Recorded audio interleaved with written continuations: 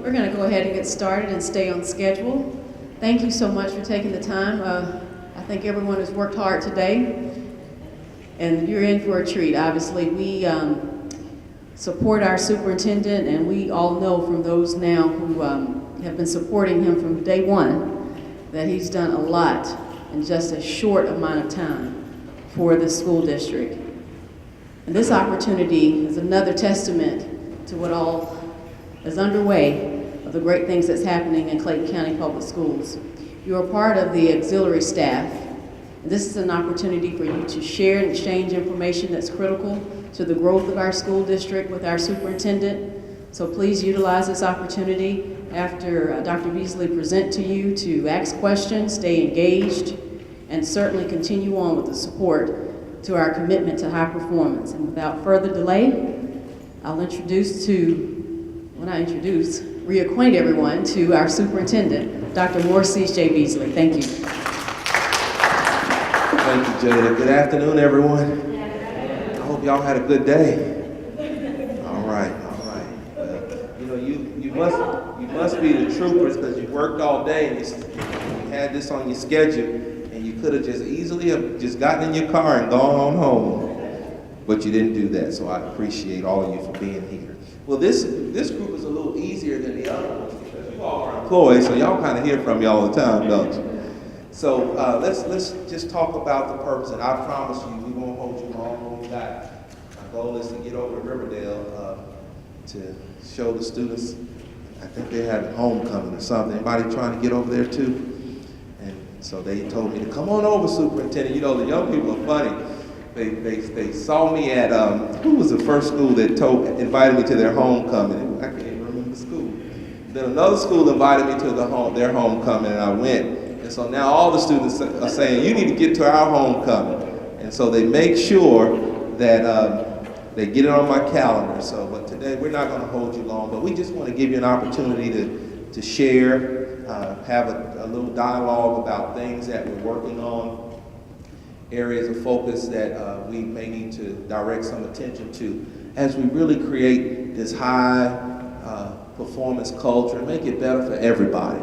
As auxiliary workers, you know, that could be anyone in a support role in the various capacities that you all are in.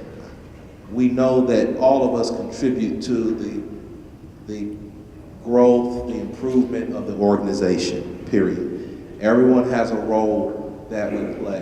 One thing that I'm going to ask you all to help us do, we want to frame give this group a little work to help me.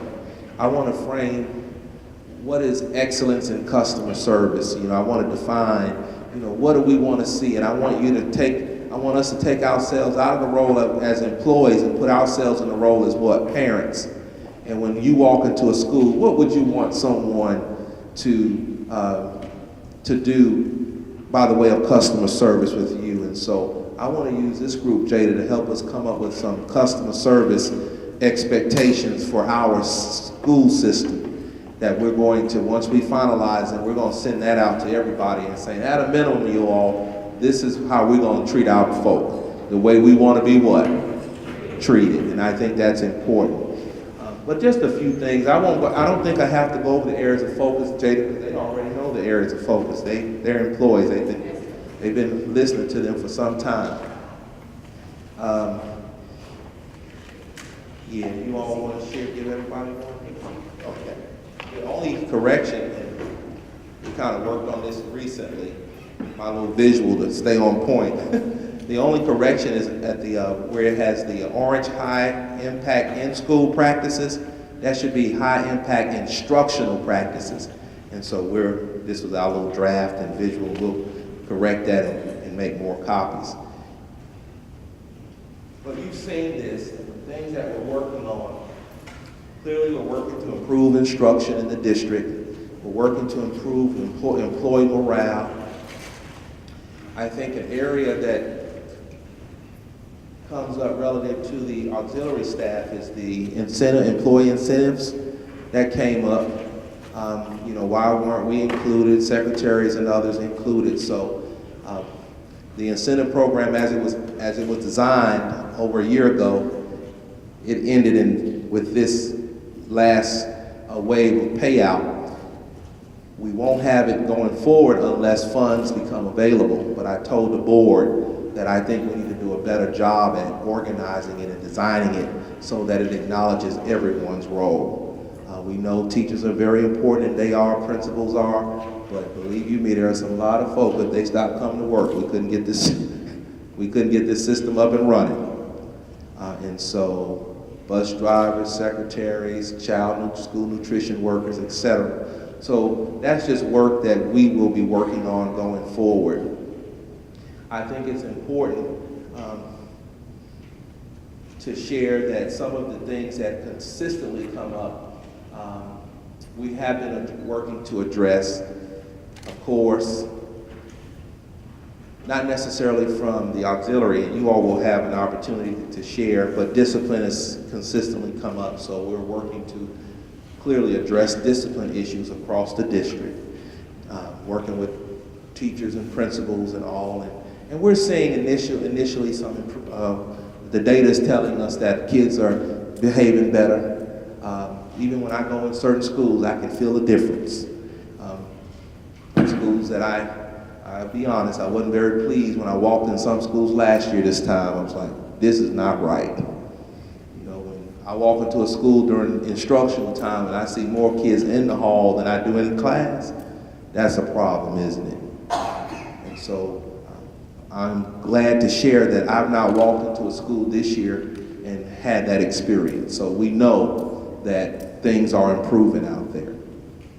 I think creating a healthy organizational culture is also important, and opportunities like this, I believe, give employees a chance to give us feedback. What's working, what's not working, what are things that we can work on, and so we'll continue to do more of these type of activities or provide these opportunities. I think the employee mixer was helpful. How many of you all attended the employee mixer? And we're working to make sure we do other activities as we go throughout the school year and next year and all. Just trying to create that sense of community, that sense of teamwork, that sense of we're a family, we're here, we're working toward the same thing, and that's to ensure that our students are successful in our school system, performing at higher levels. And so I think while as a team, everyone may have we may play different positions, but we're working toward the same goal, and when the team wins, everybody wins. And that's really the culture and the environment that we want to create in our school system, an environment of teamwork where we're all winning, we're all playing the role, position that we've been assigned, that we've agreed to play, so that our students can win, because when our students win, we all win. The critical conversations, the superintendent advisories, all of that is a part of the strategy to just get more people engaged, get more people informed, helps to inform the decisions that I may need to make, the areas of focus that I may need to have in order to keep the organization moving in a healthy direction. It's one thing to try to recruit people, but once we recruit people and they start working in the district, we want to retain those people. And you all know that people are easily retained when it's an orderly, organized, positive, supportive culture. Not one where everybody is just at each other's throat, one in which there's no order, no structure, and we don't know what the focus of the vision is, what the work is. And so hopefully you will share feedback that will either affirm or cause alarm that we're not going in the right direction. The students' advisory was very informative. I don't know if any of you came to the student advisory. Y'all were not too old. But the student advisory was very informative. A few things that came up that really got to me in my heart relative to our students. They kept, consistently it came up that they were running into mean employees. And I just thought that is problematic. Because if it wasn't for our children, none of us would need to have jobs. And so I'm thinking, where have we missed it? That our children, I mean, consistently, K-12, they were saying, we had over about 150 kids here. They were saying consistently about mean employees. And so I said, we gotta fix that. We gotta change that. Our children, I'm not saying that they're angels every day, but as adults, when you work with children, you know they're not gonna be angels every day. There's no reason to be mean, is it? And honestly, even when they cut up, don't take it personally, because that's just that part of that brain that hadn't been quite developed yet. They hadn't thought that through, you know, but we have. And so why are we responding in such mean, vindictive ways? So that's an area that I wanted to, and I am working with all of us to address. I don't want our children to think that the adults in their lives as they come to school are mean and mean-spirited and vindictive, and I just think we want a positive, healthy environment. And so students know that we're working toward that. I don't know how many of you eat in the lunchroom, but they were concerned about the taste of the food too. And so we have a chef now, and they're rolling out some new innovative food options. And so we are hopeful that the students will affirm that they're seeing an improvement. But that was primarily it. Of course, even the kids were concerned about discipline, and you know, young people are probably a little harder on their peers than we are. They were thinking we need our peers to be held accountable, because they want to learn. Our young people want to learn. They want to learn, and they don't want things to disrupt their learning environment. But if you read anything about Generation Z, they're a very mature generation, and they are very adverse to risk, so they don't take a lot of risk relative to drugs and alcohol and premarital sex. They don't take a lot of risk in that regard, but they're very socially conscious. They want to address climate change. They want to address the inequities in our society. So when they see movements like the Black Lives movement and the situation that happened in Charlottesville, they want to get mobilized and they want to get involved and get engaged. And so I think that has implications for our instructional programs as well, to provide students an opportunity to connect their learning to the world at large, issues in the world, that they can get mobilized and engaged and start using their criticality skills to start, or their critical thinking skills to start solving problems in their community. But those are just a few things that have come up that I wanted to share. So what I'd like to do is give you a chance to share your thoughts, you know, what's working, and what are some areas you think we need to start directing some energy toward. And so feel free, this is our safe space. You don't have to worry about offending anybody. It's really not about that. If anybody who knows me know, grown folk, we're grown people here. We don't take stuff personal. It's about improving the organization. And so this is not about any particular person. It's bigger than me and everybody in here. It's about improving our organization because that's in the best interest of our children. And so if you have ideas, concerns, this would be an opportunity to share. And I can assure you we're taking that information and we're using it to converse with the senior team, principals, and others toward improving the outcomes for everybody. Improving the organizational culture, the way we communicate, the way we interact with one another, the focus, and ultimately the outcomes. That's the goal, to improve the outcomes for our school system. So I'll pause here and give you a chance to share. Feel free. Engagement opportunity.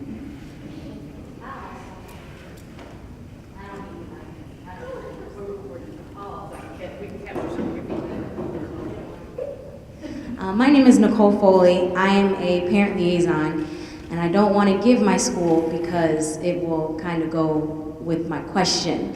So I understand, Dr. Beasley, that with your new initiatives for the county, you are stressing teamwork and wanting to make sure that everybody is on the same page when it comes to the team and making sure that the student's achievement is achieved. So my question is, when it comes to principals in the building, how are their evaluations taken into consideration? Because in my particular building, my principal has been at the school, I think this is their 3rd school year, and each year, at least 5 teachers have left. This past year, at least 15 teachers left. So when you have such a high teacher turnover rate and you're losing good teachers, your students are ultimately the ones that are affected. So does teacher turnover rate go into principal evaluations, and do the staff members in that building have, I know we don't have input, so to speak, but are those things looked at when it comes to evaluating administration? We do, and you should know that we have an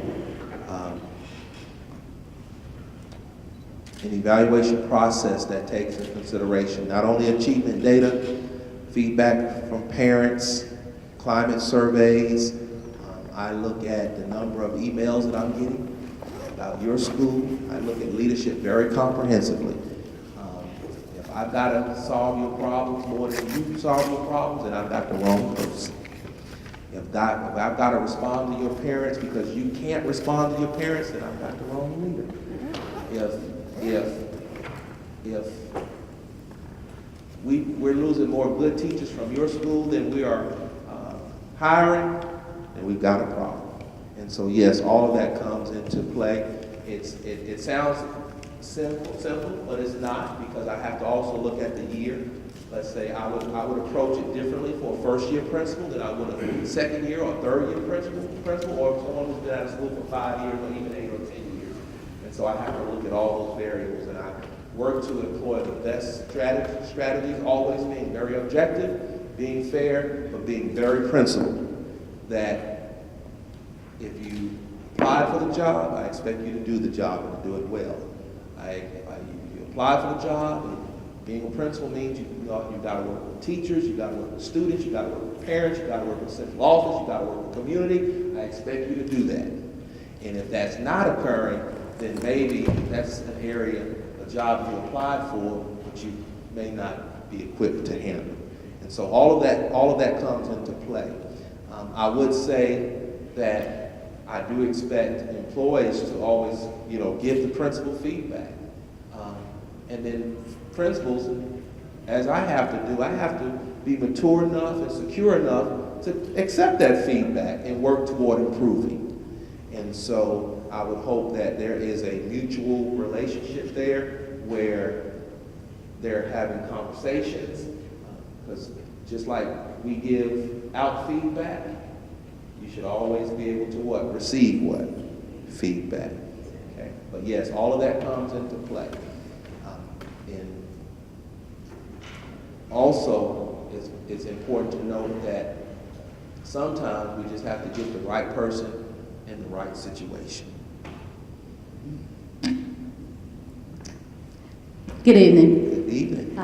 Dr. Mariah Buchanan. I'm a teacher here in Clayton County. I kind of want to expand on that same idea a little bit. I know that we are expected to be professionals, and we are supposed to know our craft, and it is the problem for me when the administration make a decision about your particular subject and don't come to you, when that is something that you should have good feedback and good comments about.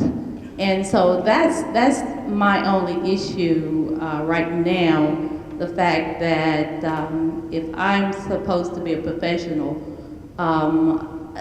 the community thing for our school, I believe works if you allow teachers to have a voice.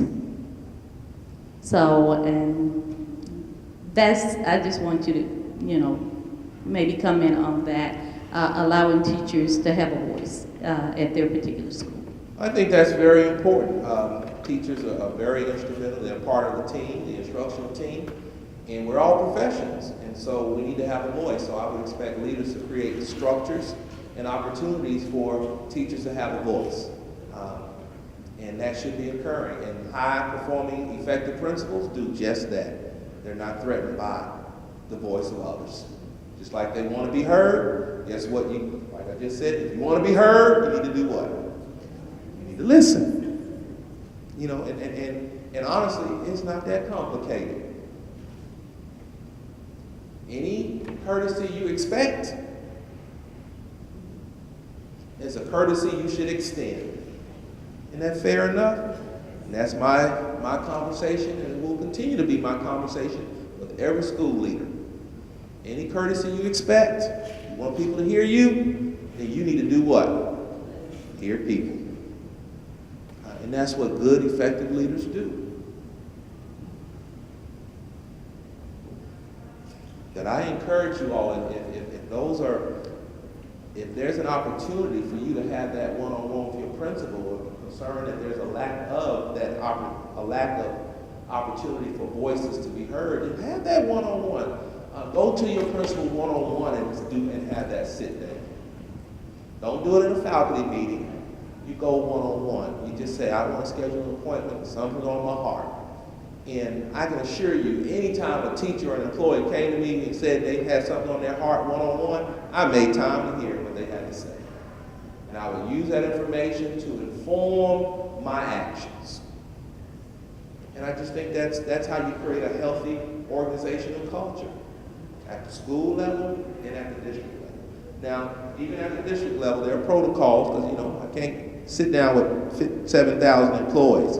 But if there's a concern, if I say, okay, I need you to talk to this person, talk to that person, let them know the concern. And believe you me, I've got competent people in place. It will get to me, so we can address that. Or I may say, okay, sometimes people will want to go from the issue straight to the superintendent. Well, that's not the way to do it. You need to go back and work with your your principal, etc. Kind of like the way, always remember, the way what you want extended to you, what you want to occur to you, you got to also what? Extend.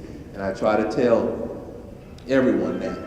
Just like we don't want the parents to go from the issue straight to the principal without coming to you to address it. We want employees and others to provide the various division or school leaders that same opportunity when it can occur that way. Sometimes it can't occur that way, but that's not the norm. And then sometimes you have to go directly to the person's supervisor. And that happens at times. But try to share that one-on-one with your principal. And give them a chance to hear you. And if they're an effective leader, you'll see an improvement. If they're there to serve and to make it better and to be better, you'll see an improvement.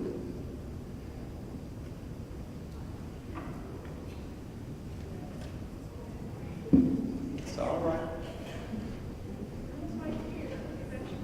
I don't know. Not bad. Okay, so Dr. Beasley, my next, I said next because I'm sorry.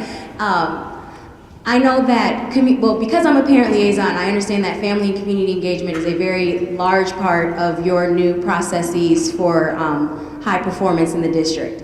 My question or my concern is, when that trickles down to the school level, it's 9 times out of 10 put just on the individual that is so-called the parent person. So how are we going to go about making sure that it is a school-wide initiative versus just the central person in the building being responsible for getting 560 parents involved? See, and again, I like the way the issues, everything that you've shared so far goes back to leadership, doesn't it? That's an approach to leadership. So Dr. Beasley says improve parent engagement. Then this response is, you need to get more parents. That's a lack of leadership. Because first of all, the principal needs to have a vision for the school. And we all know that one person can't do that. It takes a team effort, doesn't it? And so clearly I've got some work to do. And that's why we have these conversations, because then this information helps me to inform my conversation that I have with school leaders about leadership and about expectations and about best practices and how to do things effectively. Yeah, you have a role, but you're a parent liaison. You need a school leader bringing the team together, strategizing and figuring it out. Even if you came up with all the ideas, you can't do it yourself. None of us can do this work all by ourselves. And so I was just looking at Mr. Spiva, our new engagement person. Give him a chance to help you and work, because his role is to work with principals so we can make sure we have a healthy approach, a sane approach, a good, effective approach to expanding our parent engagement, because you can't do all of that by yourself. Yeah, you have a role, but believe you me, it's going to take everybody engaging parents.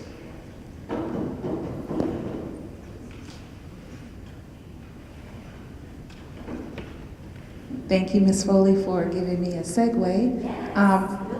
As a support person, it's not more a question, but a question/statement. If we are asked to support a certain role or process or procedure in the building, respectfully, we do go through leadership.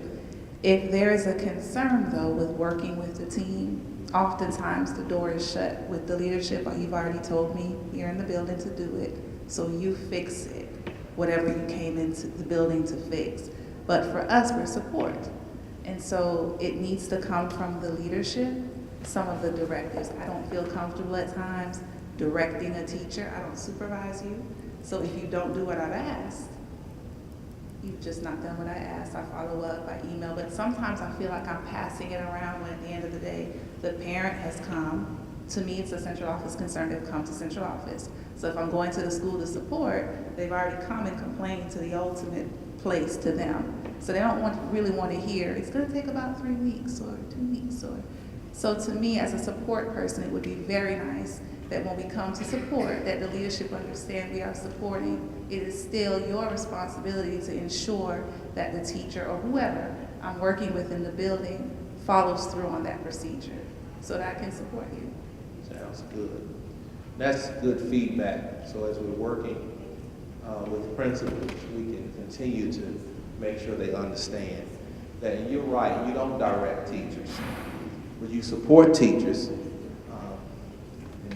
I think it's important to ensure that whatever you believe the teachers need to do to improve the situation, ultimately is that principal that needs to make sure to follow through and hold that teacher accountable, or that employee accountable, or to work with their administrative team and or their leadership team to ensure that that's done.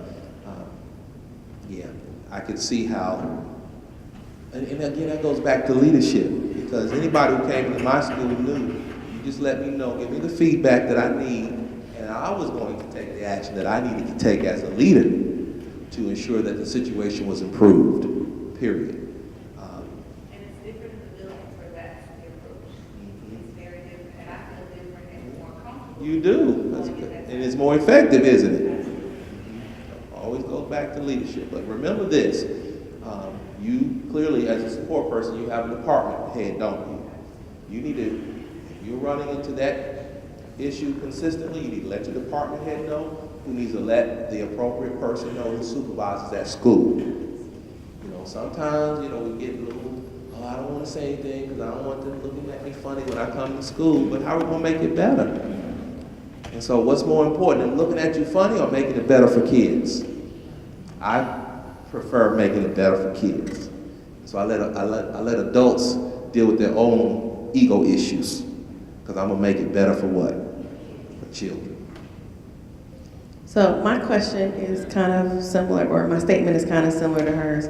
As support staff for the district, when you do get the calls and the concerns from parents and things like that, and you're sharing with them that, you know, we're support for the school, we're going to reach out to the school to try to get your matter resolved, I feel that when they call here, I think that we have more of a sense of urgency to get the issue resolved than the schools do. Kind of, it seems like when we give the issue over to them, it may or may not get addressed, or it may not get addressed in a timely manner. And a lot of times, they can't talk to a leader in the building, but they can talk to a leader in central office. And it's just interesting that there seems to be a block for a parent to get to a principal or an AP in a building, but it's not a block for them to get to an assistant superintendent or a deputy superintendent at central office. And that just doesn't seem to make as much sense to me. Well, and that's why it's important that one block is one thing. A consistent block is a pattern, right? And so those patterns need to be identified and communicated to the individuals that are supervising those principals to address that with that principal. And that is a problem, because that's part of that customer service, isn't it? Yes. And again, one time. Yeah, and you're trying to provide that customer service for them, and you're trying to be empathetic. So it's just, it would be a lot more helpful if we were able to get support. Like, kind of feels like support needs support. Yeah. At the same time, like, we're trying to support you, we need support, trying to support you. And that means that those who supervise the principals need to know about those situations so they can take action.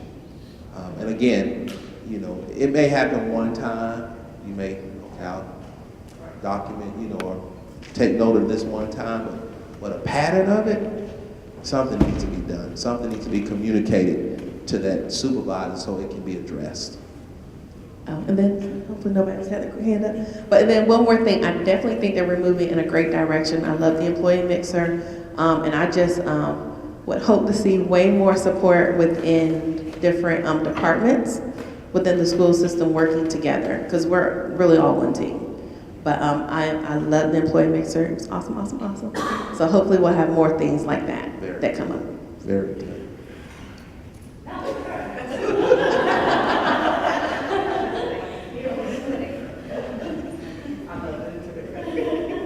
I'm Ashley Hill, a school psychologist. I really enjoyed the employee mixer too, and it kind of goes into what I wanted to ask. I was excited to see the social emotional learning piece a part of the grid or the flow chart. My question is there a plan to improve the social emotional status of employees? The mixer I like. Are there any other type of things that will work on those type of skills with employees? Being courteous or addressing workplace bullying. We are outside people coming into the buildings, and sometimes we are seen as outside as opposed to being a part of Clayton County and all working on the same team. It's like we call this one person and they're gonna fix everything type situation. Is there a plan for that? Well, that's a good question. I wouldn't say, I think relative to social emotional learning, the focus right now is to make sure that our students understand social emotional learning, and those who provide direct instruction to those students relative to the adults in the building and the way we interact with each other. That may be a different conversation. A big part of that is modeling social emotional things right. to students. And if they're not like you said, they're being teachers.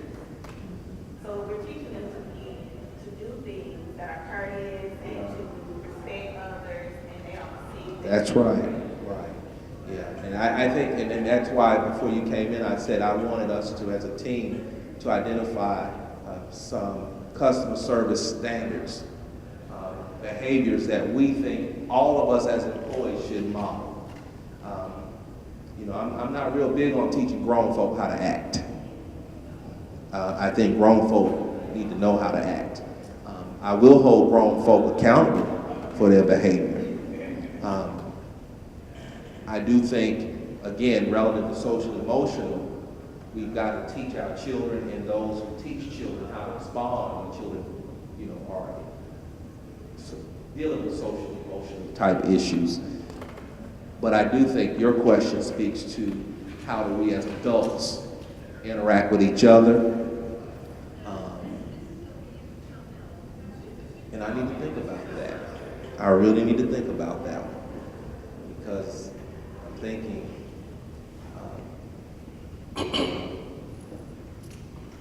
7,000 plus adults interacting with each other. I mean, I can teach them all social emotional if I had the opportunity and the funding to do so. But the bottom line is I just need adults to be like adults and to do the things that make for a healthy, positive relationship. And honestly, I struggle a little bit having to teach grown folk how to do that. But I will if I have to, or we will if we have to. But I think one of the first steps is to establish some consistent expectations across the district and communicate that to everyone. And then we, as adults, we hold one another accountable for modeling that behavior. You know, it's unfortunate, but sometimes you have grown folk in children's bodies, or children in grown folk bodies, where they thinking they're grown, but they're acting just like they were in middle school, because they hadn't grown up in certain areas in their mind emotionally. And unfortunately, that is the case sometimes. So we got to figure out how do we address that.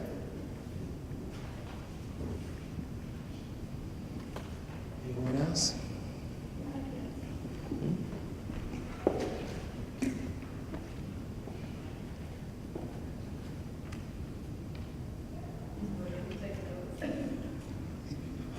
Being in the purchasing department, it's hard to get people to understand about, in order to improve, there is changes that have to be made. And the biggest challenge that I find is people take it so personally. They get comfortable doing things a certain way. And just because you do things a certain way for a certain amount of time, doesn't mean it's the right way. So we have to come up with a way to get people to understand that fostering change is not a bad thing.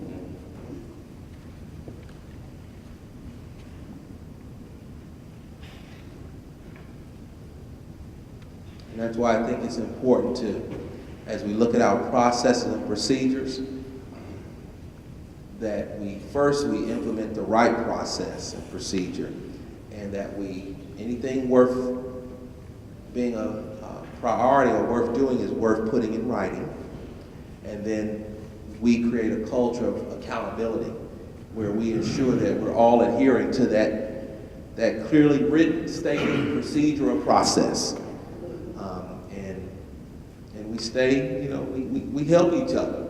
You know, if someone in the department or outside of the department, if they seem to go outside of that process, they need to be brought back into the fold, if you will. This is the process. Because it's not about individuals, it's about the effectiveness, efficiency of the organization at large. And while we all are individuals, we're working toward a greater outcome. And so I would suggest that, again, if we see that as you interact with various departments in your area that you're responsible for, we've got to communicate rather consistently when individuals or departments are not following the process. And it's not that easy, it's about right. That's correct. That's correct.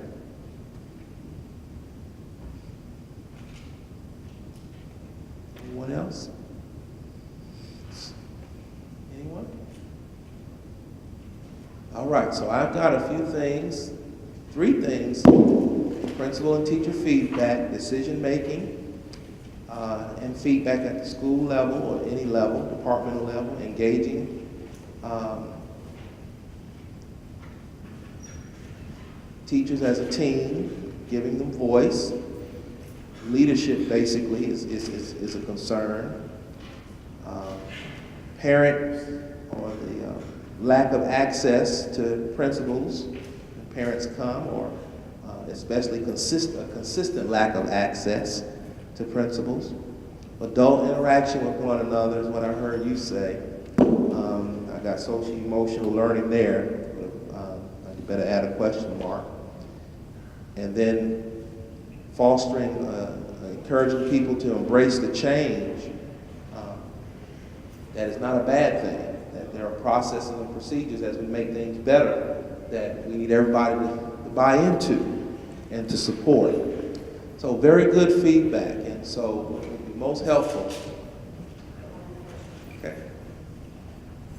It was actually more like a statement, and you are providing kind of like a summary and a takeaway. But I appreciate that there is a concerted effort towards changing the culture of our organization, addressing morale so that respect levels between support and leadership, whether you're central office in a school building, that's addressed, because we are in the business of education, and being a central office staff member, having been at a school, kind of seeing the importance of feeling as though you have an opportunity to voice your concerns, and in some manner have a conversation or have them be addressed.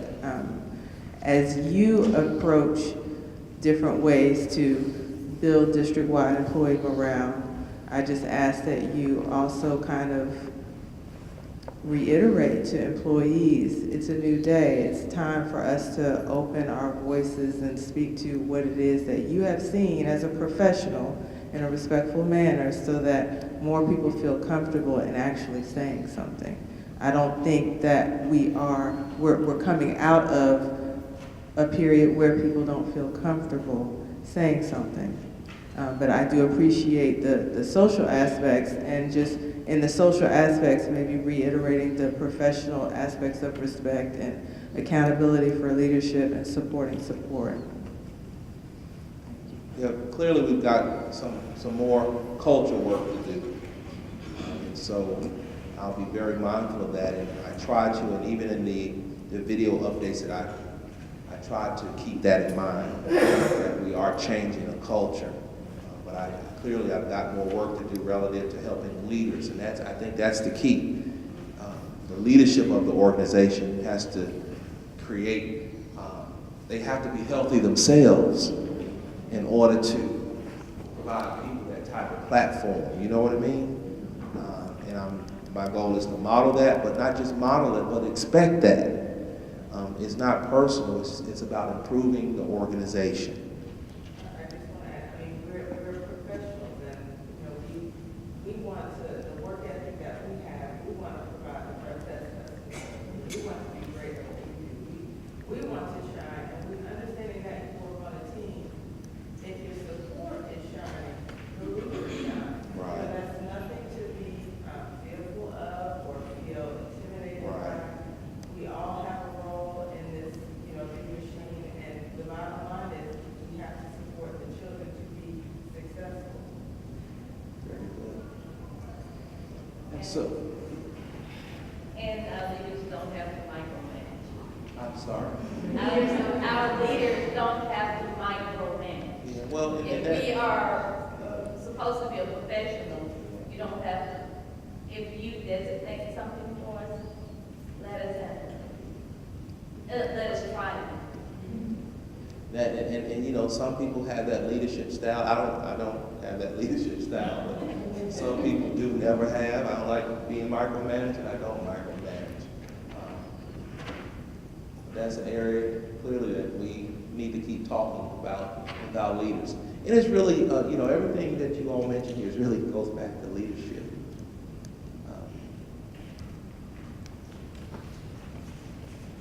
It goes back to leadership and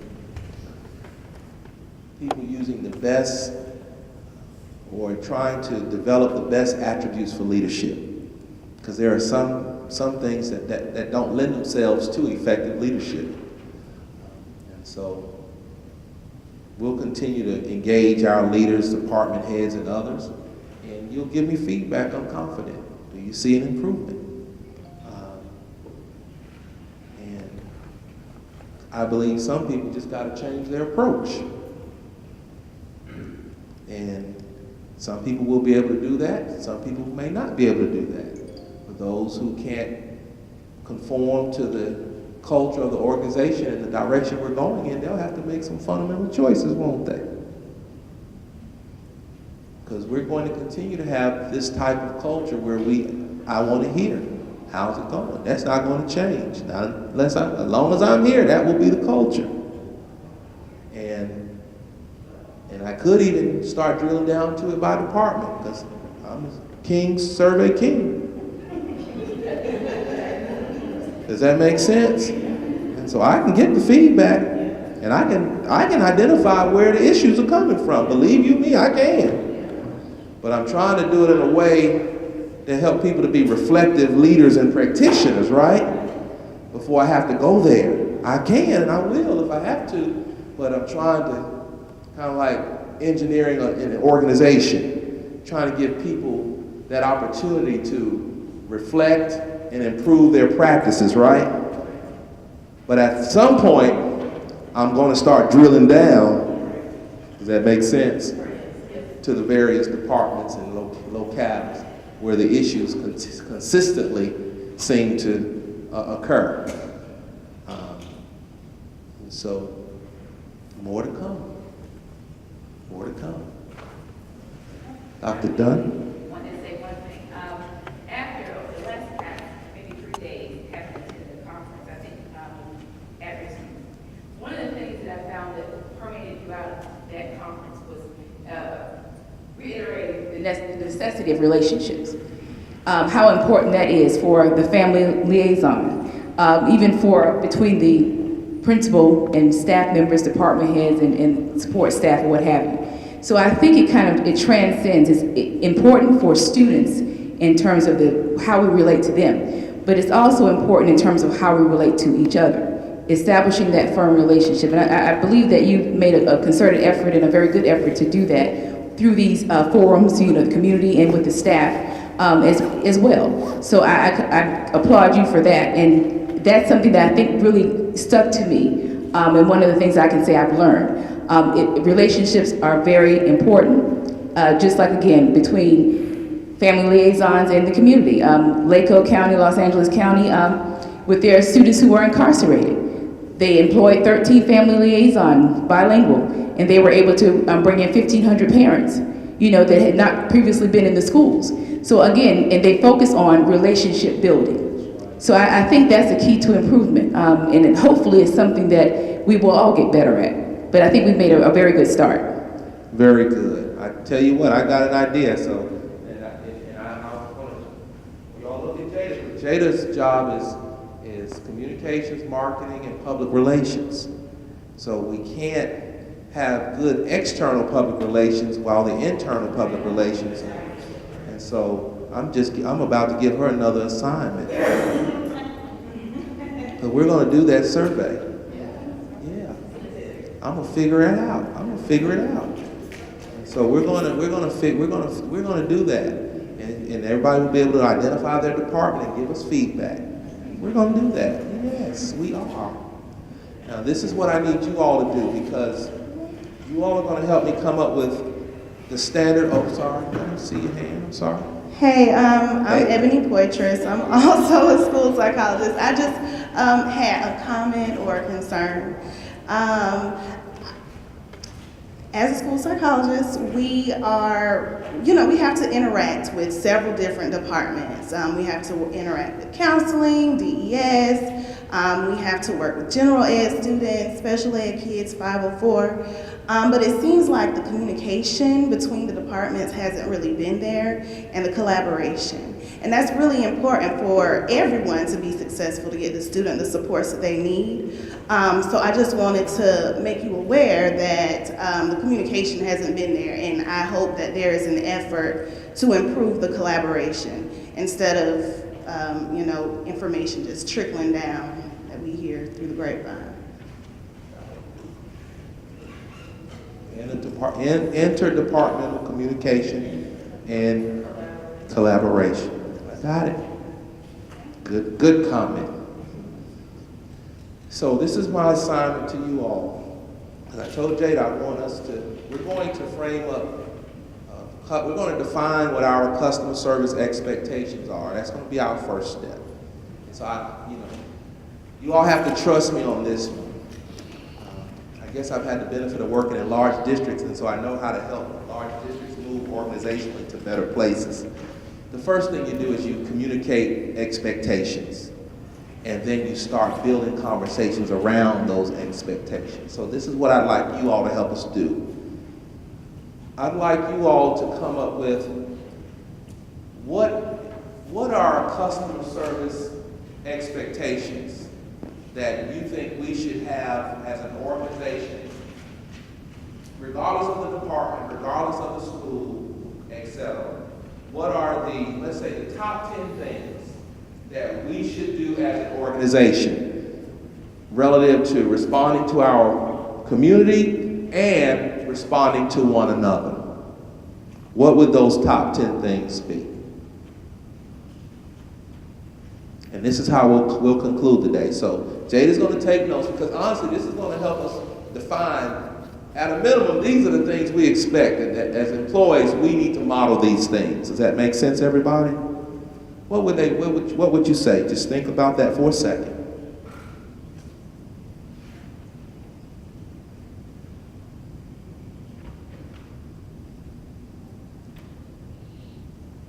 And these may end up being some of the areas in the survey that we assess periodically throughout the year. Once a semester over time to see if they're improving as an organization. Does that make sense? So, anybody got any ideas? Or just feel free to toss them out. I was going to say to first allow either parents or stakeholders, if we're talking about departmental communications, allow the person to express the fullness of the concern. I love the way you stated that. Allow people to express the fullness of their concerns. And then you need to listen and respond to that concern, because sometimes what happens is we're not listening to the fullness of the concern, and we're already ready to give a response. And we've not first listened, because a lot of times people just really want to be heard. Listen. So listen to listen to the fullness of the response before offering a response. Important, isn't it? That'll help you in marriage too. I know that. I'll pass it to you in a second. Okay. I work in an area where, part of our customer service goals is being a problem solver. So you do have to be able to listen.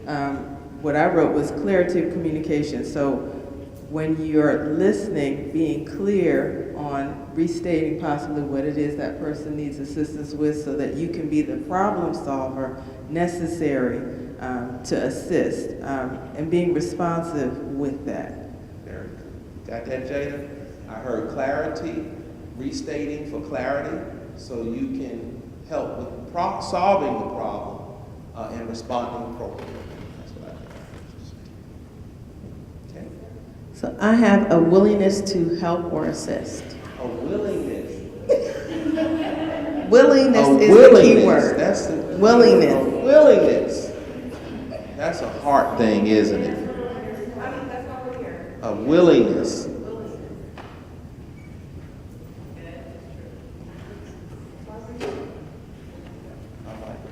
Willingness. I was just going to say, acknowledging receipt or replying to an email within a 24 to 48 hour time. You must be my sister that my mama never had. Because I just think you gotta respond. You gotta be available. Yeah, time and money. But I like what you said, at least within, and I try to say at least 24 hours, because somebody could be away from the office. Things happen. But acknowledging a receipt or responding within 24 hours, not unless something's going on beyond the 24 hours. That shouldn't be the norm, should it? I like you here. Mine is more internal. Mine is empathy, how to feel that way. Because a lot of times we put our template on other people and we never look at what side they're coming from. I believe if we do, then we are willing to help. We will be willing to listen. We will be willing to respond if we put ourselves in their shoes. Did I hear you say we put our template on other people? I like that. That's a nice, I hadn't heard it put that way before, but empathy. Very good, very good. I think it's important for us to be approachable. We work with a lot of parents, you know, if you're at work and you got an angry face, they don't want to approach you about whatever issue they're having. So it's important for us to be approachable and willing to assist.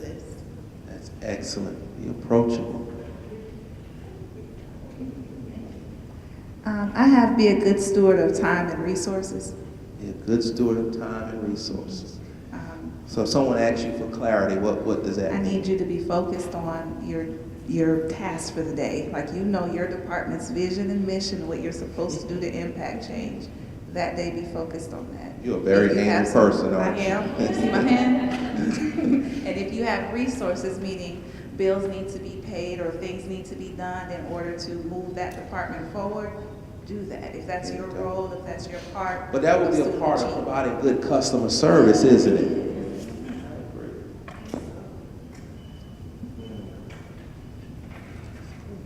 Mine piggybacks off of what she just said, which is acting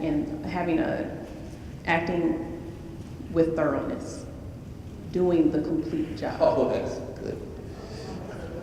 Sorry. Doing the complete job, don't half-step, especially if you have the resources and the time to do everything. Half-step.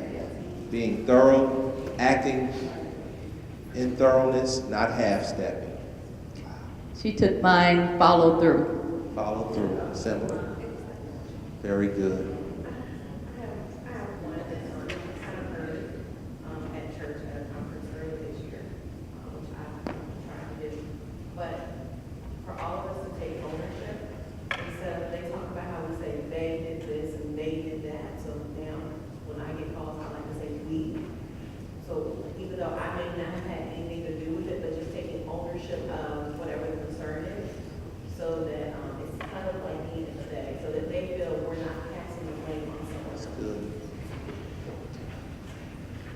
What I've noticed, you know, she has her hand up. What I like to do is apologize for others. And so parents will email me and I'll say, I apologize. I don't know exactly what we've done, but I just apologize, and I want to work with you to make it right. You know what I mean? Yeah, to solve the problem. But I think sometimes we apologize for others and we take ownership. And that's what I would hope. I do that because I hope if I make a mistake that somebody apologizes on my behalf. Does that make sense? Right. So that's what I just apologize, because to me, you know, we're all on the same team. So I didn't get it right because they didn't get it right. And so I apologize. And then I'm going to work behind the scenes to make it right.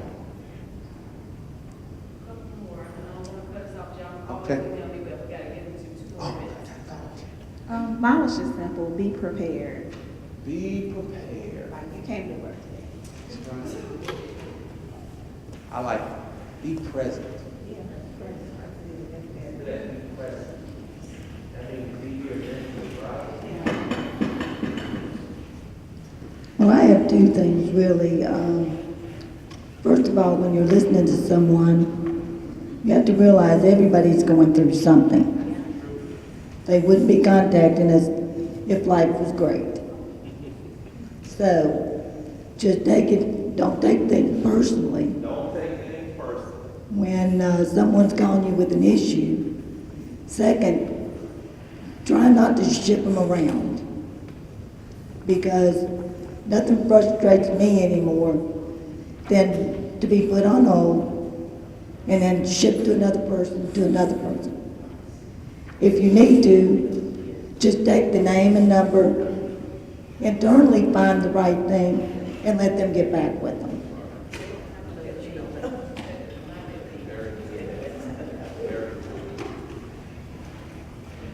Any others? Well, mine just to piggyback off of her is, I like to do some research. I'm a research type of person, because if I don't know and I tell them that I'm going to find out, well, that's going to help me to know a little more than I did. So if I don't know anything about over there in purchasing, but I call Trudy and I say, hey Trudy, I got somebody, da da da da da. Well, now I know a little more about purchasing than I did before. So I like to do some research. I'll just frame that as research to learn more to help people. You know, it's about helping, right? Isn't that what we're doing, helping?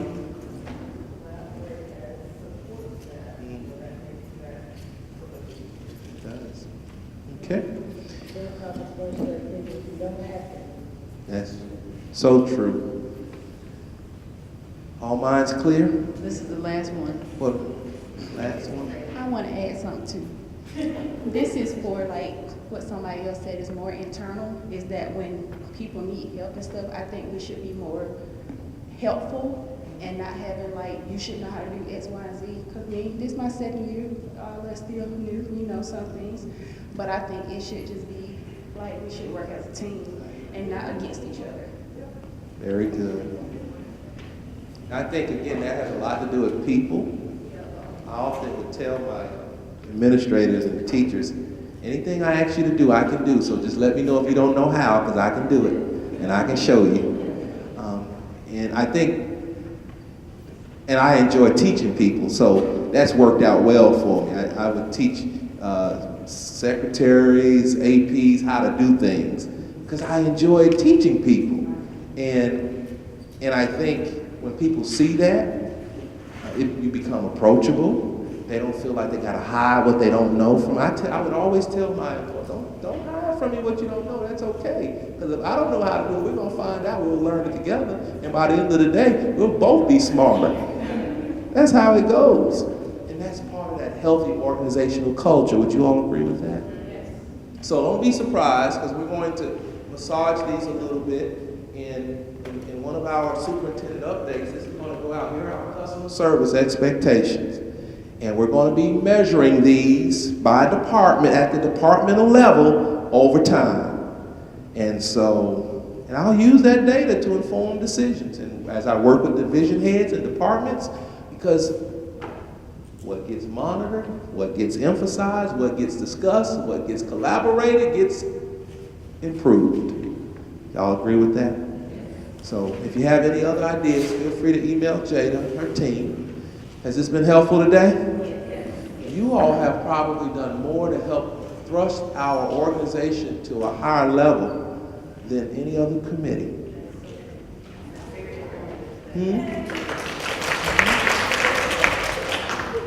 And so we should think about, the next time we meet, we should think about, may have to engage you in some ideas about employee training. Yep, because we come up with these expectations, then we need to think about things that we can do to help improve, help. Some people need some training, right? Myself included.